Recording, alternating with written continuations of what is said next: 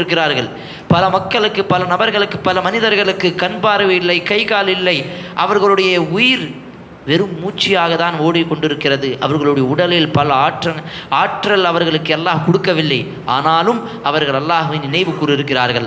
அப்படி இருக்கக்கூடிய பல மக்கள் இருக்கும் பொழுது நமக்கு அல்லாஹ் எல்லாத்தையும் கொடுத்த பிறகு நாம் அல்லாஹுக்கு நன்றி செலுத்தவில்லை என்று சொன்னால், நம்முடைய குடும்பம் அல்லாஹுக்கு நன்றி செலுத்தவில்லை என்று சொன்னால், நம்மை விட அல்லாஹுக்கு நன்றி கெட்டவர்கள் வேறு யாரும் கிடையாது. நான் உங்களுக்கு ஒரு பொருளை தரேன், அந்த பொருளுக்கு நீங்கள் மரியாதை கொடுக்காதீங்க. அந்த பொருளை கொடுத்த எனக்கும் நீங்கள் மரியாதை கொடுக்கல அப்படின்னு சொன்னால், அந்த பொருளை கொடுத்த எனக்கு நீங்கள் ஒரு அவமானம் செய்யக்கூடிய ஒரு காரியம் தான் அது. நீங்கள் என்ன அவமானப்படுத்துறீங்க, இழிவுபடுத்துறீங்க, அப்படி தான் அர்த்தம். அப்போ அல்லாஹ் உங்களுக்கு உயிரை கொடுத்தான், அல்லாஹ் உங்களுக்கு சொத்து செல்வங்களை, பிள்ளைகளை கொடுத்தான், அல்லாஹ் உங்களுக்கு இந்த உலகத்தில் வாழக்கூடிய எல்லா வசதிகளையும் வாய்ப்புகளையும் அமைத்த பிறகு நீங்கள் அல்லாஹுக்கே மாறி செய்தால், அப்போ அது அல்லாஹுக்கு நாங்கள் செய்யக்கூடிய எவ்வளோ பெரிய துரோகம், எவ்வளோ பெரிய நன்றி கெடான ஒரு விஷயம். அப்போ அல்லாஹுக்கு நாங்கள் நன்றி செய்ய வேண்டும், நன்றி செலுத்த வேண்டும் என்று சொன்னால் நம்மளுடைய குடும்பத்தை நாங்கள் இஸ்லாமிய குடும்பமாக அமைக்க வேண்டும். இன்னைக்கு பல ஃபித்னாக்கள், பல குழப்பங்கள் வந்து கொண்டிருக்கிறது.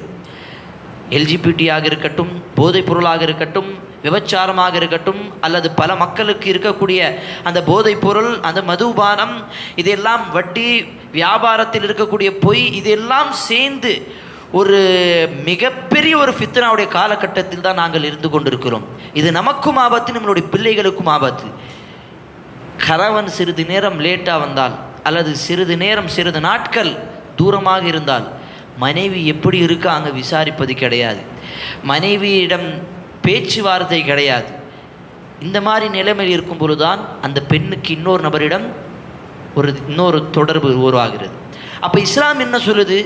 உங்களுடைய மனைவியிடம் நீங்கள் தொடர்பு கொள்ளுங்கள். தூரமாக இருந்தாலும் கிட்டமாக இருந்தாலும் சரி, உங்களுடைய மனைவியிடம் நீங்கள் அதிகமாக நேரத்தை செலுத்துங்கள். அப்போ இன்றைக்கி நம்ம அப்படி இருக்குமா அப்படின்னு சொன்னால் கிடையாது. அப்போ இப்படி இருக்கும் பொழுது இஸ்லாமிய குடும்பம் எப்படி வளர்ச்சி பெற்ற ஒரு நல்ல முஸ்லீம் குடும்பமாக இருக்க முடியும்? இஸ்லாமிய குடும்பம் என்று சொன்னால் அவர்களுடைய வாழ்க்கையில், அவர்களுடைய குடும்பத்தில் இஸ்லாமிய அடிப்படை சட்டங்கள் அப்படியே தெரியணும். பிள்ளைகள் ஃபஜ்ர் தொழுகைக்கு போவாங்க, பெற்றோர்கள் ஃபஜ்ர் தொழுகைக்கு எழுப்பி விடுவாங்க, பெற்றோர்கள் எல்லாம் சேர்ந்து ஃபஜ்ர் தொழுகைக்கு பிறகு வீட்டில் உட்காந்து குர்ஆனை படிப்பாங்க. இன்றைக்கி எத்தனை பெற்றோர்கள் இந்த மாதிரி செய்கிறோம் சொல்லுங்கள்? யாராவது இன்றைக்கி ஃபஜ்ர் தொழக்கூடிய நிறைய மக்களும் வெறும் ஃபஜ்ர் தொழுகைக்கு வந்து உடனடியாக தூங்கக்கூடிய சூழலை பார்க்கின்றோம். ஆனால் எத்தனை பெற்றோர்கள் பிள்ளைகளோடு உட்கார்ந்து ஃபஜ்ர் தொழுகைக்கு பிறகு குர்ஆன் ஹதீஸ் சம்பந்தமாக படித்து இது சம்பந்தமாக தன்னுடைய வீட்டில் டிஸ்கஸ் பண்ணக்கூடிய எத்தனை நபர்கள் நம்ம இருக்கிறோம்? எத்தனை